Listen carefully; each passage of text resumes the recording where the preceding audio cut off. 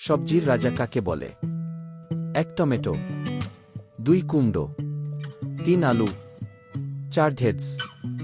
উত্তর 4 ঢেঁড়স। ফলের রাজা কাকে বলা হয়? 1 লিচু, 2 কলা, 3 আম, 4 কমলা।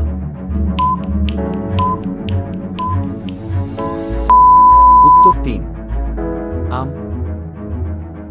কোন প্রাণী ঘুমালে মারা যায়? 1 মাকড়সা, 2 উইপোকা, 3 ইঁদুর, 4 পিঁপড়ে। উত্তর পিঁপড়ে।